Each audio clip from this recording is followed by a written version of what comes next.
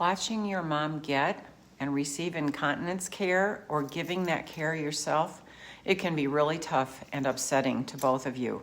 I had a comment on our YouTube site about a daughter who was really having trouble getting by her feelings of sadness that were arising when she was having to take care of her dad. And that comment took me back to my own experience of helping my own dad as he declined with Alzheimer's. You know, even as a nurse, a hospice nurse, I've given decades of caregiving. It's funny, my brain would just go dead sometimes, and I wouldn't even think about the most general ways, the tips to take care of somebody, because I was just so emotionally triggered. We've been talking about the challenges of intimacy, of providing the direct care to a loved family member. So let's talk about starting this and how to handle it with grace, compassion, and dignity. First of all, lead with your love, not perfection. Grace isn't about doing everything just right. It's about showing up with love. Even sometimes when you're tired, you're unsure, you're a little nervous. If you're new to caregiving, it will take practice. So to begin, be sure you use a gentle touch, a calm tone when speaking. Give eye contact, and that can speak volumes. Secondly, honor the person's autonomy. Whenever possible, ask before you do something like, would you like me to wash your face now? Or which shirt feels better today? This preserves dignity and helps your loved one feel respected and involved. And of course, do allow the patient to do as much as they are able, even if it takes a long time and it kind of tries your patience while they're getting through some of the simplest tasks. And certainly anything they can do for themselves safely.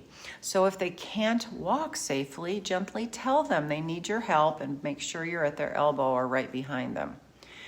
Of course, also, please ask for assistance. Accept the help of others and do get rest yourself.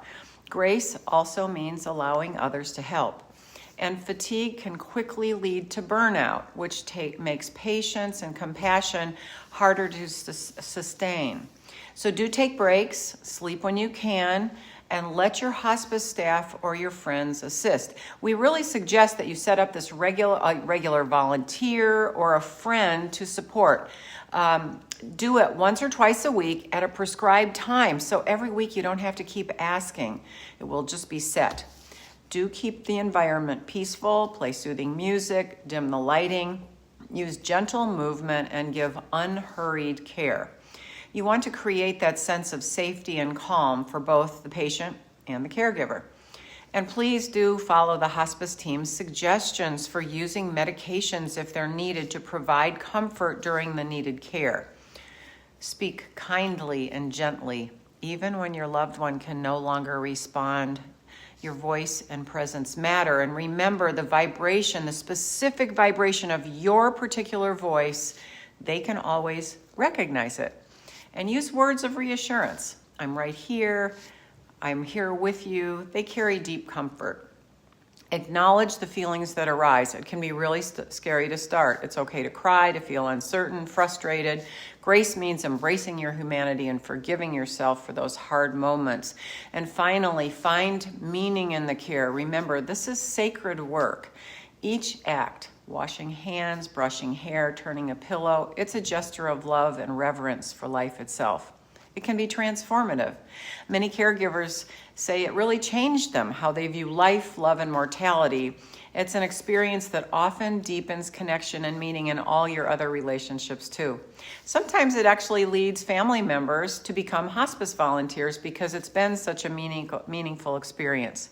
So take a really deep breath, face that awkwardness, and if you don't really know how to do the care, well, go to our website so that you can get more information about how to take care. We've got so many videos in our booklet.